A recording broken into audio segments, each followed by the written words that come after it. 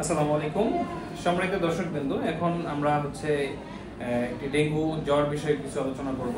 তো সেই বিষয়ে আমাদের পরামর্শ দিবেন আমাদের ডাক্তার কামরুজ্জামান স্যার, আরবি মেডিসিন, টাঙ্গাইল জেনারেল সদর হাসপাতাল।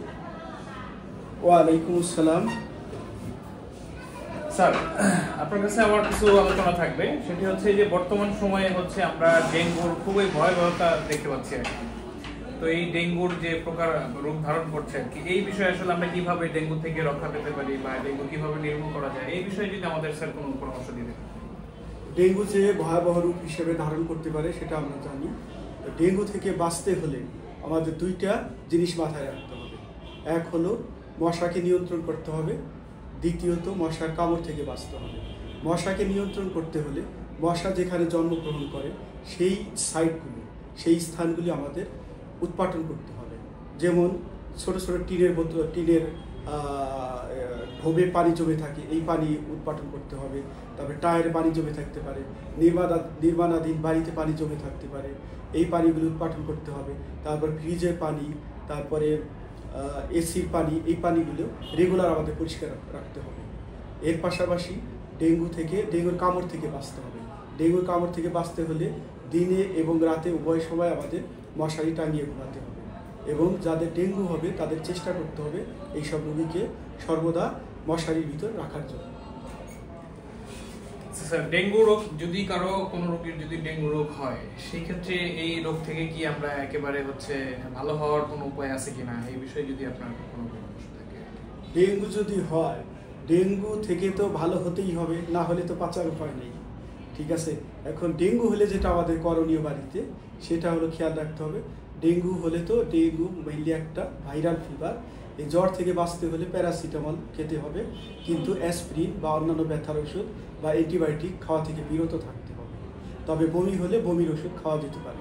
পাশাপাশি আমাদের প্রচুর তরল খাবার গ্রহণ করতে হবে। তরল খাবার যেমন ডাবের পানি খেতে পারি, আমরা ওর স্যালাইন খেতে পারি, ফলের রস, দোকান যে বোতল ভরা রস পাওয়া যায় সেই রস না, ফল কিনে সেই ফলের রস। তারপরে খেয়াল রাখতে হবে যেন প্রতিদিন আবার 2.5 থেকে 3 লিটার পানি যেন খাই। আর একটা জিনিস খেয়াল রাখতে হবে, ডেঙ্গু হয়ে গেলে আমাদের অতিরিক্ত পরিশ্রম করা যাবে না, আমাদের রেস্টে থাকতে হবে। ধন্যবাদ দর্শকবৃন্দ। আমরা এখন আমাদের ডাক্তার কামরুজ্জামান স্যারের থেকে আমরা উপদেশমূলক কিছু বক্তব্য তার মুখ থেকে আমরা শুনতে পেলাম। তো আমারও পার্সোনালি ভাবে মানুষের কাছে উপদেশ থাকবে, স্যারের যে পরামর্শগুলো এগুলো আমরা যথার্থ পালন করবো। আরেকটা ব্যাপার হলো, ডেঙ্গু যদি একান্তই হয়েই যায় তখন করণীয় কি? ডেঙ্গু হয়ে গেলে যেটা খেয়াল করতে হবে সেটা আমি আগে বললাম, এবং কখন হাসপাতালে ডেঙ্গু রোগীকে নিয়ে আসতে হবে এটা খুব গুরুত্বপূর্ণ একটা বিষয়। কখন আসতে হবে? কারো যদি কন্টিনিউয়াসলি অনবরত বমি হয় তাহলে হাসপাতালে ভর্তি হতে হবে।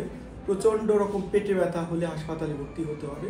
কারো যদি রক্তক্ষরণ হয়, যেমন নাক দিয়ে রক্ত পড়া, কালো পায়খানা হওয়া, পেশাব লাল হওয়া, কাশির সাথে রক্ত বের হওয়া, বমির সাথে রক্ত বের হওয়া, মেয়েদের বিশেষ করে যাদের মাসিক হয়, মাসিক চলাকালীন সময়, বিশেষ করে আমি বলতে চাচ্ছি যে যাদের মাসিক বন্ধ হয় না, এই সব মহিলাদের মাসিকের পিরিয়ড আসেনি কিন্তু তারপরে তাদের ব্লিডিং শুরু হয়। এই ব্লিডিং শুরু হলে এই রোগীগুলিকে অবশ্যই হাসপাতালে ভর্তি করতে হবে। এর পাশাপাশি হাসপাতালে ভর্তি হওয়ার ব্যাপারে সাবধান থাকতে হবে। ডেঙ্গুর সাথে যদি কিছু সিমটম থাকে, ডেঙ্গুর সাথে যদি কিছু ডিজিজ বা ফিজিওলজিক্যাল ডিজিজ আমরা এটাকে বলি যদি থাকে, যেমন প্রেগনেন্সি, হাইপারটেনশন উচ্চ রক্তচাপ, ডায়াবেটিস, দীর্ঘদিনের কিডনি রোগী, ক্রনিক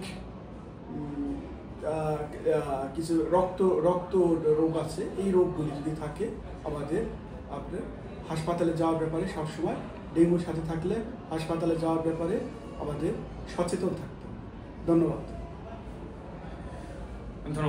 আমাদের অনুষ্ঠানটি আমরা এই পর্যন্তই সমাপ্ত করছি। তো সবাইকে অনুরোধ থাকবে আপনারা বেশি বেশি লাইক, কমেন্ট, শেয়ার করে আমাদের এই পরামর্শমূলক বক্তব্যটি আপনারা সবাই সব জায়গায় প্রচার করে দেবেন। ধন্যবাদ।